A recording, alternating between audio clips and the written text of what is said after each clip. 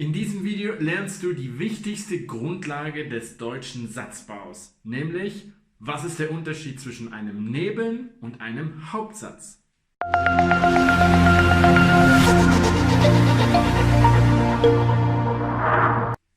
Hallo, mein Name ist Jan und ich bin dein Lehrer hier auf Easy Deutsch. Auf meinem Kanal erkläre ich dir die deutsche Grammatik immer auf eine einfache, leichte und für jeden verständliche Art und Weise. Heute geht es um den Unterschied zwischen einem Hauptsatz und einem Nebensatz.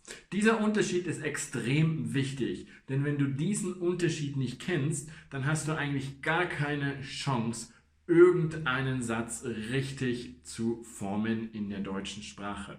Und damit ich dir genau zeigen kann, was da der Unterschied ist und dir auch einen Tipp geben kann, wie du Nebensätze identifizieren kannst, dafür wechseln wir jetzt in mein E-Book. So, als erstes, was ist ein Hauptsatz? Grundsätzlich ist ein Hauptsatz immer ein grammatikalisch vollständiger Satz.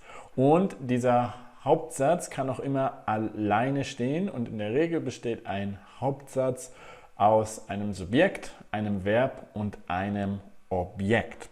Und das konjugierte Verb steht immer auf der Position 2. Also als Beispiel hier, ich komme aus Deutschland.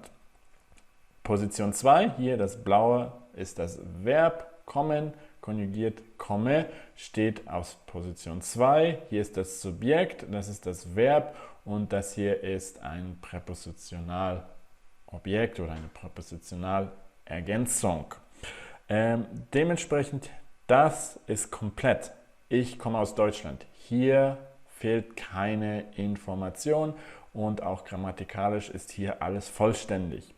Bei den Nebensätzen sieht das anders aus, denn diese können nicht alleine stehen, weil irgendeine Information fehlt, ohne die der Satz einfach keinen Sinn macht. Und ganz wichtig, das konjugierte Verb steht dann immer am Ende.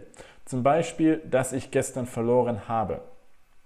Wenn du das hier nur alleine hast, dann ist nicht klar, was du verloren hast, denn diese Information fehlt hier in dem Nebensatz. Diese steht in dem Hauptsatz, auf den sich dieser Nebensatz hier bezieht, aber im Nebensatz selber steht diese Information nicht. Deswegen kann dieser hier auch nicht alleine stehen und ist dann automatisch ein Nebensatz. Also immer wenn eine Information fehlt und dieser Satz sich auf den Hauptsatz oder auf einen anderen Satz bezieht, auf ein anderes Wort bezieht, dann ist das mit sehr hoher Wahrscheinlichkeit ein Nebensatz. Auch wenn du nicht genau weißt, ob hier das Wort das Verb ans Ende schickt. Immer wenn ganz offensichtlich ein Wort fehlt oder eine Information fehlt, dann hast du eine sehr hohe Wahrscheinlichkeit, dass es ein Nebensatz ist. Und du dementsprechend, wichtig für dich, das Verb, das konjugierte Verb ans Ende setzen